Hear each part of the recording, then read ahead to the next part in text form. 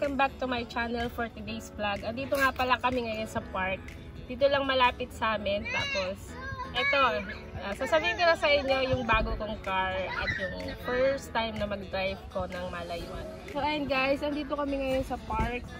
Usapan namin i-test drive yung car na nabili ko dito sa my park. Dito lang malapit sa amin. So, ito nga pala guys yung nabili kong car. Ito nga pala yung nabili ko yung car.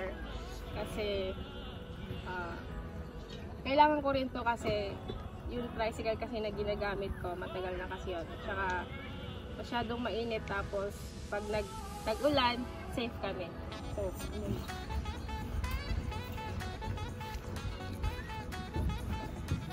so ito guys, yung nabili kong car. Simple lang siya. Simple lang siya pero okay na rin gamitin sa akin. Automatic transmission siya. So, ibig sabihin, kaya ko rin siyang i-drive na iisa yung paa ko.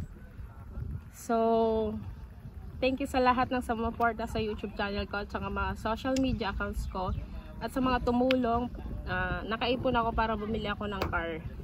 So, ito na yung car na nabili ko. Second hand lang to. Pero okay na siya for daily use. And pwede ko siyang i-drive as an amputee. So, ito.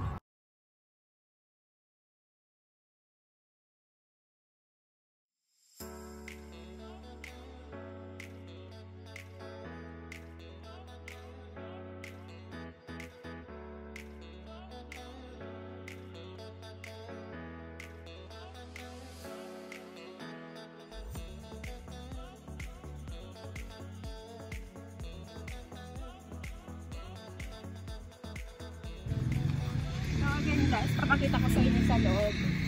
Pasok-pasok.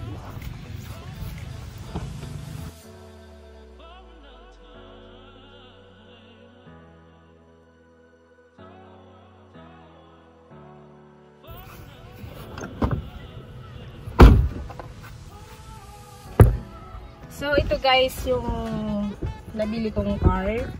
So automatic to, pwede ko tong gamitin kahit iisa yung paa ko. Pero syempre, kailangan din mag-ingat kasi yung iisa yung paa. Tapos ito, pwede ko naman siyang gamitin as isang paa kasi automatic lang naman siya. At maganda naman siyang gamitin, smooth naman, kahit second hand lang. Pero sobrang saya ko kasi nakabili na rin ako ng car. Kahit ganito lang siya, second hand, at least may magagamit ako araw-araw. So kasi pag naka-tricycle kami, pag nag-shoot kami pag naka-tricycle, lalo na pag tag-ulan, nababasa kasi, tapos minsan mainit, sobrang sakit sa katawan, tapos ang hirap pa dahil pag umuulan, nababasa ka. So, pinag-ipunan ko talaga bumili ng car. Ito. Ayan siya.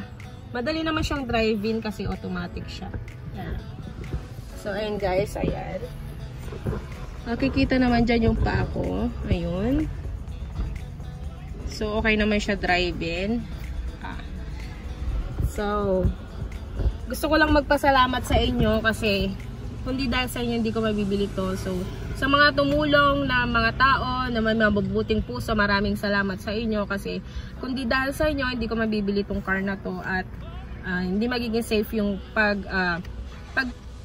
pag-vlog namin sa ibang lugar. So, maraming salamat po sa inyong lahat. Sana hindi po kayo magsawang sumuporta sa YouTube channel ko at sa mga social media accounts ko. Sa mga tumulong po sa akin, maraming salamat po sa inyo. So, yun lang. Nakarating kami dito sa my park kasi ito yung napagplanuhan namin na puntahan. As of now kasi okay yung ano dito, yung lugar. Tapos mahilig kasi ako sa mga green nature. So, dito. Hindi nyo ba napapansin sa mga vlog ko? Puros mga green leaves. Yung mga green na puno. Yung mga nakikita nyo kasi gusto ko sa mata ko. Nakakita ko ng mga green na nature nyo. So, ayun.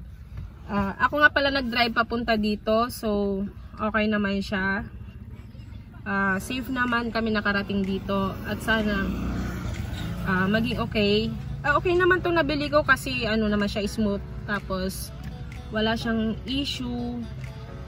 Bukod lang dun sa yung sa free niya, kailangan ng, kasi wala siyang walang lamig yung aircon niya. Pero soon sana mapalagyan ko ng free yun para malamig na yung aircon niya dito sa loob. So, ayun guys, maraming salamat po ulit sa sumuporta ng aking YouTube channel at sa mga nagbigay ng tulong para makabili ako ng car na to. Maraming salamat po sa inyo sa pagmamahal nyo sa akin.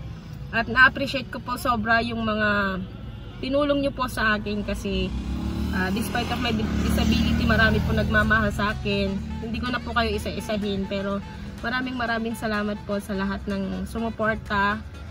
At sana po huwag kayo magsawang sumuporta pa sa mga susunod na vlog ko. Yun lamang po, salamat!